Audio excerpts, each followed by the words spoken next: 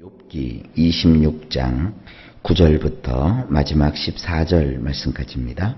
9절 말씀을 보시면 그는 보름달을 가리시고 자기의 구름을 그 위에 펴시며, 원문은 이렇습니다. 보좌 앞을 차단하여 버리시고 그분의 구름을 그 위에 펼쳐 놓으셨으며, 이 보좌라는 말을 우리말 성경에선 보름달이라고 번역을 했죠. 그 히브리어를 어떻게 읽느냐에 따라서 조금 내용들을 달리할 수 있습니다. 그래서 이제 우리 성경은 번역할 때 이 보좌라는 말을 보름달이라고 의역을 했습니다. 근데 원래 원문은 앉는 자리라는 뜻이에요. 앉는 자리. 그 보좌 앞을, 하나님이 앉아 계신 그 보좌 앞을 차단해 버렸다.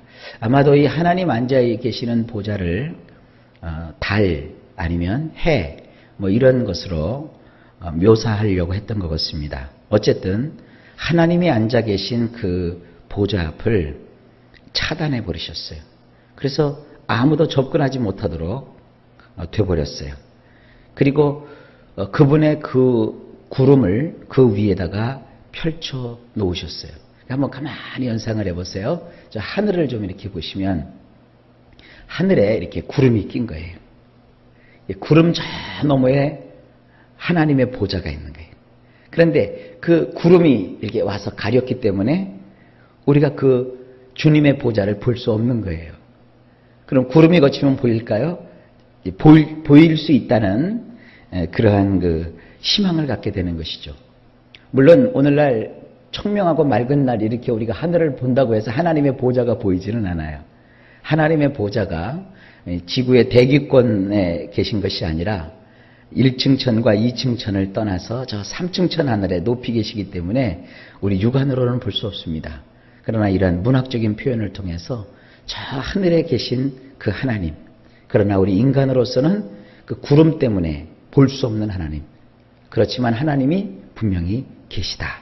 그 계신 하나님을 오늘 욥이 묘사하고 있습니다. 10절입니다. 수면의 경계를 그으시니 빛과 어둠이 함께 끝나는 곳이니라. 저는 이 욥기 오늘 부분을 보면서 마치 욥이 비행기도 없던 시대에 어떻게 그 하늘에 올라가서 이 지구를 내려다 봤을까 하는 생각이 들 정도로 이 지구 주변을 굉장히 아름답게 묘사하고 있어요. 자, 원문을 보면 이렇습니다. 물들의 표면을 둥글게 그려놓아 빛들이 끝나는 지점에 어둠이 함께 있도록 하셨느니라. 이 지상에서 바다를 아무리 쳐다봐도 바다가 둥그렇다는 것을 못 느껴요. 이 바다에 보면 이렇게 수평선이 있죠. 수평선. 수평선이 우리가 보면 이게 일직선이에요. 쫙 일직선인데 인공위성을 타고 그 우주선을 타고 지구 밖에 올라가서 이렇게 보면 지구가 어떻게 보여요? 둥그렇잖아요.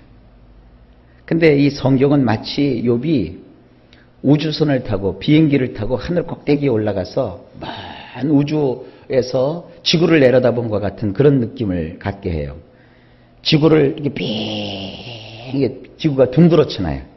욥기에 벌써 물들의 표면을 둥글게 그려놓았대요. 그리고 빛들이 있어요. 그리고 빛들이 끝나는 지점에 어두움이 함께 있도록 했어요. 비행기를 타고 이렇게 가다 보면요, 어두움과 밤이 이렇게 함께 이렇게 붙어 있다고요. 우주선을 타고 찍은 사진을 보게 되면 한쪽은 빛인데 한쪽은 어두움이라고요. 그 어두움과 빛의 경계가 이렇게 지구를 반반씩 나누잖아요. 태양이 있으니까 한쪽은 낮이고 한쪽은 밤이잖아요. 이렇게 아주 장광을 마치 들여다본 것처럼 욥이 이렇게 적고 있어요. 과학이 발달하기도 전에 이렇게 귀중한 말씀이 기록되어 있다는 것은 성경은 사람이 그냥 생각나는 대로 주절주절 쓴 것이 아니라 하나님께서 성령으로 영감하셔서 쓴 책인 것을 우리가 알 수 있습니다. 이렇게 아주 멋진 자연을 욥이 그리고 있어요. 그 다음에 11절 그가 꾸짖으신 즉 하늘 기둥이 흔들리며 놀라느니라. 다시 이제 하늘에 있다가 지상으로 내려왔어요. 원문을 보면 이렇습니다. 하늘들을 받치고 있는 기둥들이 와들와들 떨게 하시며 그분이 책망하시니 그것들이 화들짝 놀라게 하시느니라. 하늘을 받치고 있는 기둥들이 뭘까요? 이스라엘의 그 북쪽을 보면 거기는 높은 산들이 많이 있습니다. 그러니까 이 지상에서 보면 산들이 마치 하늘을 이렇게 지탱하고 있는 기둥처럼 보이는 거예요. 아마 우리나라는 저 금강산 들어가면 그러겠죠? 금강산 한번 가보고 싶긴 합니다. 근데 그 금강산을 들어가면 깊은 산 중에 들어가 보면 그 하늘 꼭대기까지 닿은 듯한 넓고 높은 봉우리들이 뭐 1만 2천 봉이라고 하잖아요. 금강산이. 그 1만 2천 개의 그 산이 기둥이 되어 갖고 하늘을 떠받들고 있는 것 같은 느낌을 우리가 받을 겁니다. 욥은 조금 전에 하늘에서 이렇게 지구를 내려다 봤고요. 이번에는 또 밑으로 내려와서 하늘들을 받치고 있는 그 기둥들을 봅니다. 근데 지진이 일어나요. 옛날에도 지진이 있었던 것 같아요.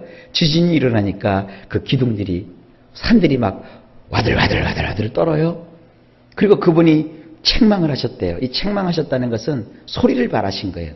놀래키는 소리를 발하시니까 그것들이 화들짝 놀랬다. 이런 그 문학적인 표현을 쓰고 있는 겁니다. 하나님은 뭐예요?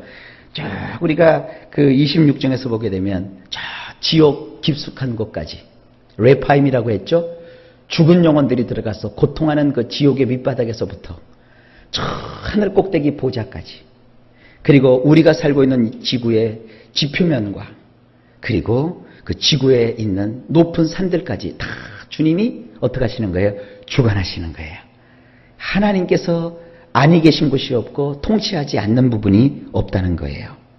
12절, 굉장히 스케일이 스펙타클하고 커요. 그는 능력으로 바다를 잔잔하게 하시며 지혜로 라합을 깨뜨리시며. 이제는 또 어디로 와요? 바다로 왔어요. 참 정신없어요. 하늘에 있다가 산에 있다가 그 다음에 바다에 갔어요. 바다에 가서 또 뭐라고 얘기하는가 들어봅시다. 원문으로 보면 그분은 힘으로 바다를 휘휘 저어 놓으시고 기술적으로 라합에게 치명상을 가하시느니라. 바다가 가만히 있지는 않죠. 근데 하나님이 바다를 휘휘 저어요. 이 바다가 파도도 치기도 하지만 바다에 이제 폭풍이 일어나면요, 바닷물이 막 그 폭풍 바람에 휘몰아쳐요. 어떻게 그 폭풍 치는 바다를 가까이에서 이렇게 볼 수 있었는지 그것도 참 신기합니다. 오늘날 우리는 위성 사진이나 이런 걸 통해 가지고 그 바닷물이 막 그 요동치는 것을 우리가 간접적으로 볼 수 있잖아요. 근데 마치 한 편의 영화를 보듯이 하나님은 그 힘으로 바다를 휘휘 저어 놓으세요. 바다가 굉장히 역동적으로 움직이죠. 이 바다가 움직이게 되는 것, 밀물이 있고 썰물이 있고 태풍이 몰아치고 바닷물이 흉용하는 것, 이 모든 것이 다 뭐다? 하나님의 힘으로 되는 것이다. 기술적으로 라합, 이 라합이라고 하는 것은 원래 바다 괴물을 상징하는데 이것은 문학적으로는 폭풍을 상징하는 거예요. 이 폭풍이 되게 바다에서 일어나잖아요. 그리고 이것이 쭉 이동하면서 육지에 영향을 미치죠. 그런데 하나님은요, 이 라합을 기술적으로 치명상을 가한대요. 근데 만약에 우리가 그 여름에 태풍이 올라오지 않으면요, 어떻게 되느냐. 태풍이 없으면 우리는 참 살기 좋을 것 같죠. 그 순간만큼은 살기 좋지만 바다가 썩는데요. 태풍이 일어나서 바닷물이 한 번씩 요동을 쳐주고 태풍이 그냥 바다를 마치 하나님께서 손가락으로 바닷물을 휙 하고 저어놓듯이 바닷물을 저어놓으면 바닷물이 온통 뒤집히잖아요. 바닷속 깊숙이까지. 그러면 산소가 공급되고 바다가 정화가 되고 청소가 되는 거래요. 그러니까 이것은 폭풍이나 태풍은 자연의 재앙이 아니라 하나님께서 세상을 다스리시는 방법이에요. 근데 문제는 뭐예요? 사람들이 그 폭풍의 길에다가 집을 져놓고 살면서 폭풍아 오지 마라 그러는 거죠. 그러나 폭풍이 없으면 바다는 죽어버리는 거예요. 자, 이것이 욥의 인생에 어떠한 영향을 미칠까요? 욥의 인생이 마치 잔잔한 호수처럼 아무 일도 일어나지 않는 것을 우리가 평안이라고 해서는 안 되는 거예요. 때로 인생 가운데 노도강풍이 일고 우리 인생을 뒤집어 놓는 일이 생기는데 그것이 당할 때는요, 괴롭고 힘들고 망할 것 같고 죽을 것 같지만 그것은 하나님에 의해서 이루어지는 거예요. 오히려 그것이 우리를 살리고 우리로 하여금 반듯하게 세우고 하나님 앞에 깨끗하게 설 수 있도록 해 주시는 거예요. 13절입니다.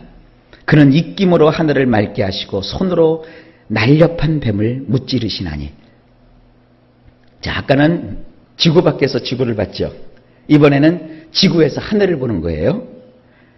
원문이 이렇습니다. 그분은 후 하고 바람을 불어 하늘들을 청명하게 하시고 그 손으로 내빼는 뱀에게 구멍을 내시느니라. 자, 이건 무슨 뜻이냐면요. 왜 이렇게 구름이 보면 먹구름이 꼈다가 싹 거칠 때 보면 구름이 마치 막 도망가듯이 쫙 물러가잖아요. 하나님께서 마치 그 하늘에다 대고 바람을 후 부르셔가지고 그 어둑어둑하고 흐렸던 바람을 싹 불어갖고는 구름을 옮겨버리세요. 그러니까 하늘이 맑아지죠? 근데 난데없이 왜 뱀이 나오느냐? 이 고대 근동사회에 보면은요, 그 이제 일식이나 월식이 있으면, 여러분 그 일식 아시죠? 잠시 그 달이 해를 가리는 현상으로, 혹은 우리 지구가 이렇게 해를 가림으로 해서 이 해가 부분적으로 어두워지는 것, 아니면 전체적으로 이 낮인데도 불구하고 해가 가려지는 현상, 이런 현상이 있다고요. 이런 현상을 고대 사람들은 어떻게 생각하냐면 뱀이 그 태양을 휘휘휘휘 감아가지고 빛을 차단했다라고 생각을 한 거예요. 그러니까 아마도 일식이 일어나가지고 세상이 어두워진 것 같아요. 일식이라고 하는 것은요, 하늘에서 일어나는 아주 기묘한 현상 중에 하나거든요.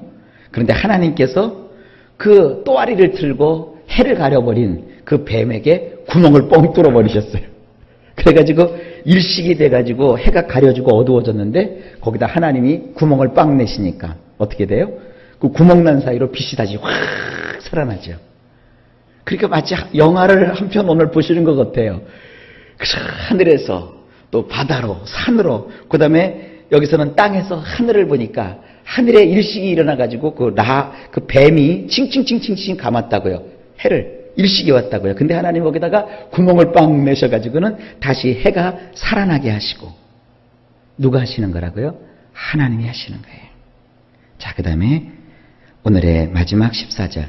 보라, 이런 것들은 그의 행사의 단편일 뿐이요 우리가 그에게서 들은 것도 속삭이는 소리일 뿐이니 그의 큰 능력의 우레소리를 누가 능히 헤아리랴. 원문이 이렇습니다. 보라, 이런 것들은 그분의 방식들의 끝자락일 뿐이며 우리가 그분에 관해 들은 것들은 그저 단 하나의 속삭임일 뿐이라. 그분의 강력한 천둥치는 소리를 누가 이해할 수 있으랴. 그러니까 욥은요, 이 온 우주 만물 속에 내재되어 있는 하나님의 그 임재하심을 말하면서 뭐라고 얘기하는 것이냐. 내가 지금 얘기했던 이런 것들은 그분이 일하시는 여러 가지 방법 중에 아주 조그만 미묘한 한 부분일 뿐이다. 이거 외에도 하나님이 하시는 일은 엄청나다는 거예요. 오늘 우리가 이 자리에 나와 있지만 우리 몸으로 세포들이 움직이고 우리 속에서는요 끊임없이 심장이 박동을 하고 말이죠. 피가 빙빙빙 돌고 있고요. 여러 가지 생각을 하게 하고요. 참 인체의 신비만 해도 무궁무진한 거예요. 이거 다 누가 하신 겁니까? 하나님이 하신 거예요.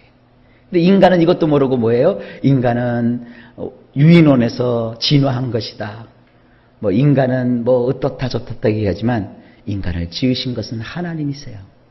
보이지 않는 부분에서 일하시는 이 하나님의 놀라움을 오늘 여기서 우리가 깨닫게 됩니다. 우리가 하나님에 대해서 말할 때도 그것은 전체가 아닙니다. 하나님에 관한 오직 작은 하나의 속삭임 뿐이에요. 그러니까 우리가 천국 가도요 끝이 없어요. 이 성경 말씀도 하나님의 전부를 기록해 놓은 것이 아니에요. 아주 우리를 구원하시기 위한 꼭 필요한 말씀 일부분을 적어 놓은 곳에 지나지 않습니다. 이것도 제대로 모르는 인생이 우리들 아닙니까? 그런데 그 짤막한 지식 갖고 뭐 이것은 이렇고 저것은 저렇고 뭐 이렇게 할 필요가 없어요. 우리는 오직 위대하고 놀라우신 하나님 앞에 다만 엎드려 경배하고 주를 찬양할 뿐이에요. 그분이 그러시잖아요. 그분의 강력한 천둥치는 소리, 하나님의 그 소리는 천둥치는 소리보다도 더 강력해요. 근데 그 소리를 누가 이해하겠냐고요. 우리가 천둥소리 여름이니까 자주 들을 수 있잖아요. 얼마나 무서워요. 막 하늘이 쪼개지고 땅이 막 갈라지는 듯한 소리가 들리잖아요. 짜자자작 하고 우두둥 쿵쿵 이러고 말이죠. 그 천둥소리와 같은 하나님의 음성을 누가 이해할 수 있으랴. 다만 우리 인생은 하나님이 그러므로 보여주신 말씀, 하나님이 깨닫게 해주시는 이 말씀, 우리에게 주어진 이 말씀을 붙들고 이 말씀을 따라 하나님을 믿을 뿐이에요. 여러분, 하나님은 놀랍고 위대한 분이십니다. 우리가 당하게 되는 크고 작은 일 때문에 하나님을 등지거나 하나님을 외면하거나 때로 망연자실하거나 그럴 필요가 전혀 없어요. 위대하신 하나님을 바라보고 소원을 가지고 희망을 가지고 기도하면서 하나님의 영광을 위해서 살아가실 수 있기를 바랍니다. 주님은 다만 우리의 찬양과 경배를 받으시기에 합당하십니다.